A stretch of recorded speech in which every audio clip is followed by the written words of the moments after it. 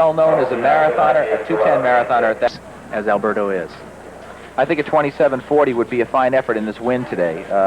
You know, that has taken its toll. Without this win, I mean, we would have had, I think, the potential maybe of some new American records or fastest times ever run on American soil, that type of competition. There is Mr. Salazar. And who takes the lead? But the man in the first lane. When you're standing on the pole and you have this large a field, the person in first or second lane is almost forced to get out in first or second place, or he will never emerge from the middle of that pack. It's like falling into a mine. And you must get yourself out. After you're in first or second place, if Alberto wants to fall back in the pack, he can control what he wants to do. But his destiny is almost sealed, at least temporarily, if he doesn't take the lead when you're in the pole, when you've got 19 other people all surrounding you with 38 elbows. Right. And Alberto is showing his determination here by taking the lead. He's not even waiting for someone else to run a lap or two. He's taking it right out and setting the pace. Last year, meet director, A very late moment. that gives the whip effect that the discus throwers get. It's the same principle, Tom. Look at the split, 2 minutes, 2:13. They're right now on a 4:26-mile pace. That's excellent time here as we go through the early stages of the 10,000. That throw, 302 feet. The man just keeps climbing. Can you imagine throwing a javelin over 100 yards, the length of a football field? The instrument planes, the wind is coming directly on them. Maybe if I can go back to the clock analogy, it's coming at you at 1 o'clock, and it is blowing at about maybe 15 miles an hour. You want to throw that javelin lower than you would if there was no wind. It sails, and you want to get that gliding effect. Ron Tabb in the lead in the 10,000 in front of Alberto Salazar.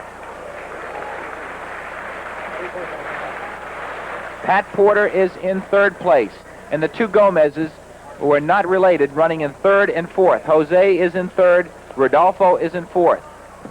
Someone to watch in this race is Pat Porter in third. He's the TAC cross-country champion. He's run very well this year at 10,000 meters, and he's an extremely strong kid. I think he could give Alberto a little run for his money later on. Tabb has recently been coached by Bill Dellinger and has been pleased with the success he had, seems to have new confidence, and was a 2:10 marathoner and went to Boston and ran 2 hours, 9 minutes, and 32 seconds. Outstanding time for the marathon, and has recovered fully. It sometimes takes a month or so to come back from a quality marathon. And this is his first serious race since the Boston Marathon on April 18th. And he says he's ready for his all-time best of 10,000 meters. Ron wants to get a good 10,000 meter time, get some good speed work in, because he will be running the marathon and the World Championships in Helsinki this summer. And this is the best way to do it. Get out there, force the pace, and then hopefully improve on his personal best of 28:37.89.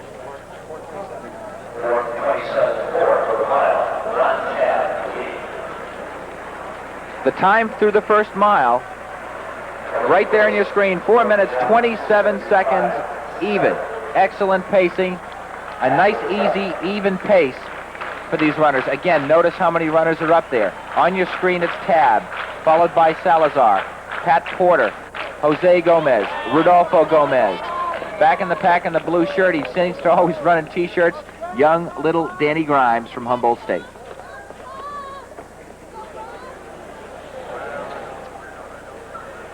The training for this distance of 10,000 meters, Tom, I'd like to let our viewers at home know, we increasingly see more and more marathons on television. Well, the people who make the best marathoners that they see in marathon racing are these gentlemen on your screen. The training for 10,000 meters is a perfect catalyst to run a great marathon. For 10,000 meters, you must do more interval training and repeat half miles and miles, and you keep the speed that's important for this event. But you also need the distance training that's necessary to conquer the marathon successfully. Alberto Salazar in second.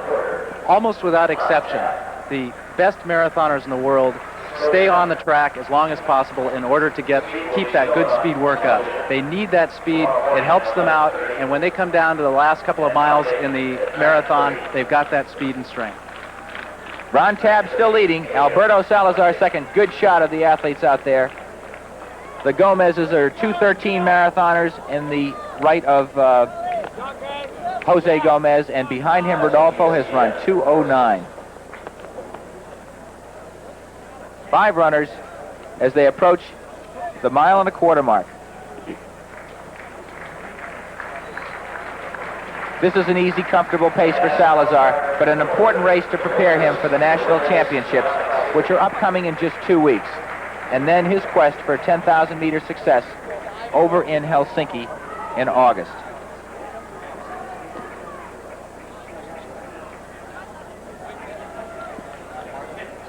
Still in the lead, Ron Tabb, followed by Salazar, Pat Porter, Jose Gomez, Rodolfo Gomez, and Bill Dunikowski.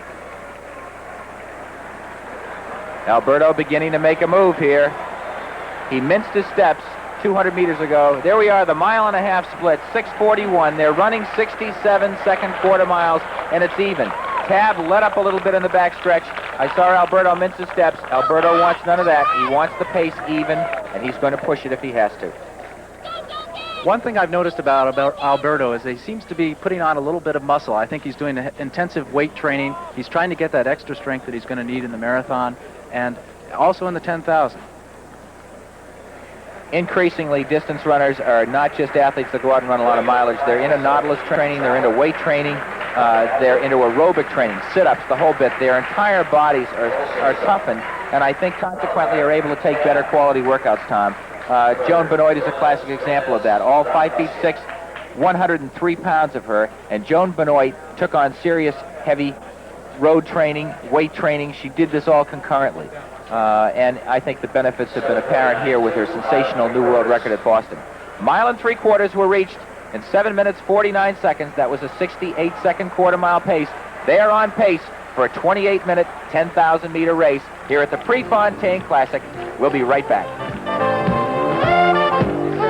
It's not the javelin that makes the difference, it's the man. We're back to the 10,000-meter. These runners are running a 27:45 pace for 10,000 meters, and that is under 4 minutes and 27 seconds per mile is what they've been averaging. When we left you, we were at the 1.25 mile mark, and the runners at that distance, here we have the 3 3/4, 2 miles has gone by. They've been averaging in the 67-second range, 4 minutes and 28 seconds during that 2 miles that we were away. The lead group, as they say in the words of the song, the September song, is dwindled down to a precious few. Jose Gomez in second place, Rodolfo in third, and Pat Porter losing contact at this stage of the race with about 2 1/4 miles to go. Running a gallant race, that man trains at 7,600 feet in the town of Alamosa, Colorado. Altitude training is considered beneficial by most runners, and I don't think anybody trains higher that's an American. Do you know of anybody? No, I don't, but that altitude is tricky in that you have to time coming down to low altitude at the correct time. If you don't allow enough period to adjust, it won't do you much good. Salazar has had some experience training at altitude. Once went to Kenya, didn't feel very accepted, felt really isolated by the runners. He's running very comfortably right now. He knows who's behind him. He's aware of how many runners are, and I would think it's going to resemble here over the next mile or two the same tactics that these two runners in first and third place employed against each other. 18 minutes, they're right on 4 minutes and 30 seconds now mile pace, despite that backstretch wind that Alberto has chosen to fight. And the tactics I'm talking about is surging. Alberto may start to soften up Jose Gomez, who's a better 10,000-meter runner than is Rodolfo, who is now in third place and struggling a bit to hold on to those two in front of him. But the tactics they will employ will be to run a faster quarter and then ease back and run another faster quarter. Marathon runners do it, 10,000-meter runners do it as well. What we just saw there was one of Alberto's surges. Rodolfo Gomez didn't slow down. Alberto sped up. And it must seem to Alberto something like a road race. Here he's got the Gomez is on his tail again, just like at New York.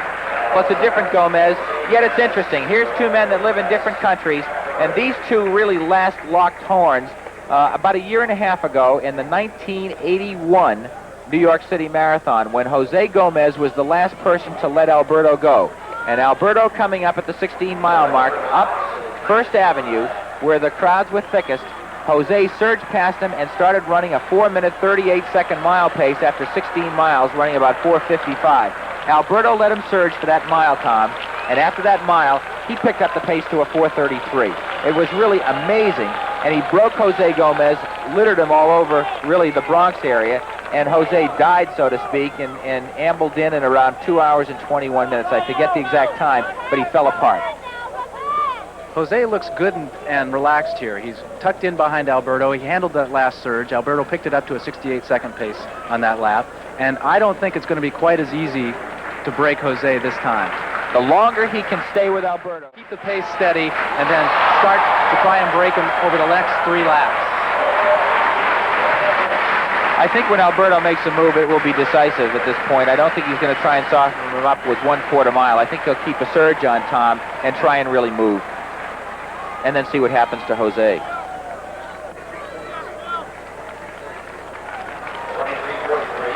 The stand's almost completely full.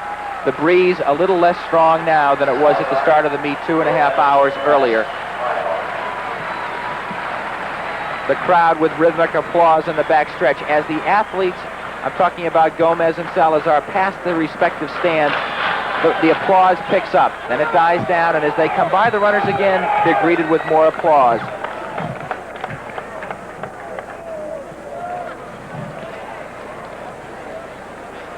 Going through Alberto's mind right now is, where do I make the move? How do I feel? He's asking himself all kinds of questions in the little mini computer that we have as brains. And he's trying to husband his resources for one final surge at this point to see if he can try and break the will of a man whose confidence continues to grow as we have just 3 laps to go in the 10,000-meter race, the Runner's World 10,000 meters. One of the things that will have to be going through his computer now, Larry, is that they're starting to catch the lapped runners. There's going to be some traffic up ahead, and it may be that he'll want to use some of that traffic in order to try to lose Jose. Tom, that's a good point. Nice shot. Look at those runners come by him. Only Alberto knows how much he's hurting right now. As a distance runner myself, a miler steeplechaser, there you see the 5.5-mile split. 24:52. These runners, again, are holding on to about a 4-minute, 35-second mile pace as they go into their 6th mile as they head for it. As I was saying, Salazar at this point has got to pick his point where he's going to make his move. And he's known, despite having a 4:01 mile, as a man that cannot accelerate well. Gomez, it is considered, has more speed. I think Jose's chances are looking better and better as each lap goes by because he does have that quick change, that quick shift that Alberto doesn't have. So we're coming up on 2 laps to go, and Alberto, no one is tougher than he is.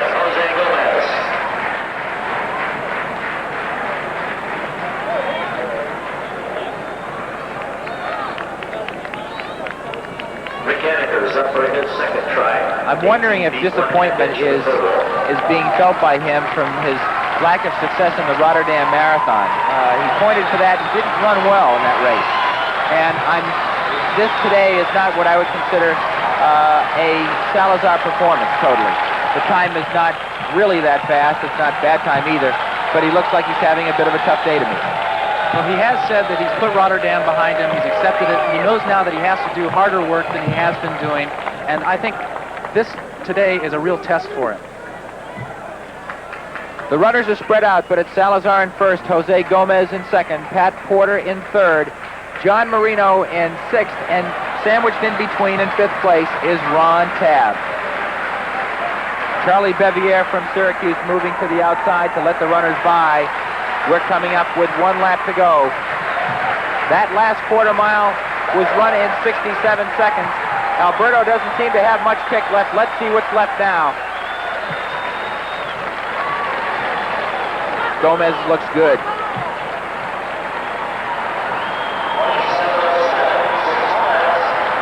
In the backstretch, this is where Alberto has to make his move. I hope Bevier does not try and go by them. Running in third place now. There goes Jose. Look at Gomez lay it on. He looks like a Mexican version of Mira Victor, the great Ethiopian who can kick like crazy. Notice the leg action of Alberto. He just can't turn over the wheels that fast. He has not got that ability to accelerate.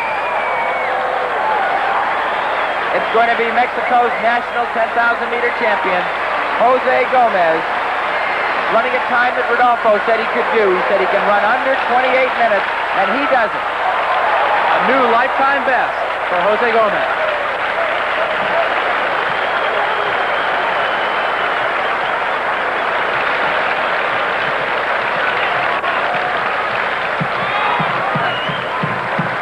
In a way, Tom, I feel badly for Alberto because the athlete that lacks the raw speed, the sprint speed, must suffer the additional strain and difficulty of forcing the pace and taking the lead. But Alberto's goal is to become so tough, so callous, that he can go out and break anybody so it doesn't come down to that last 100 meters. I don't think it will do that in the 1984 Olympic Games, and it didn't do it here today. I just think the world is too good. I admire this man's courage in your screen. He's tough, he's tenacious, he's very proud, and he's gotten where he is, not on raw ability so much as on his tremendous determination. But don't forget, Larry, he's also the American record holder at 5,000 meters. He has enough speed to go down to 5,000. He can run a faster 10,000 than he has run. I understand what you're saying. I'm still cognizant of those athletes like Ron Clark, who didn't win Olympic gold because of their lack of speed. Taking his victory lap with a Mexican flag in his hand, Jose Gomez. His last quarter mile, 58 4/10 of a second. Our congratulations to this young man who trained so hard with Rodolfo down there in Mexico. They both live in Mexico City, and they journey about 60 miles outside of town to do their training. We're on the backstretch now. Charlie Bevier hanging on. He is a lap runner in third place. Look at the move put on. When he made up his mind to go, he looked like a man running a 220-yard sprint. That's the story right there. He's got that extra gear that Alberto doesn't have at this point. Alberto can get faster. Strength can translate into speed. Look at Gomez fly around that turn. His last 200 meters had to be somewhere around 27 seconds. That's just terrific for a 10,000-meter runner and a marathoner, the type of speed that puts you in the Olympic final. There he is, savoring the victory in front of some 14,000-plus runners.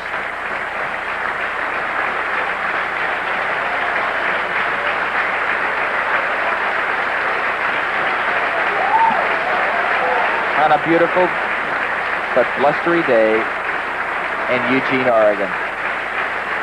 Jose Gomez first, Alberto Salazar second. At the 10,000-meter run, Pat Porter took up the rear.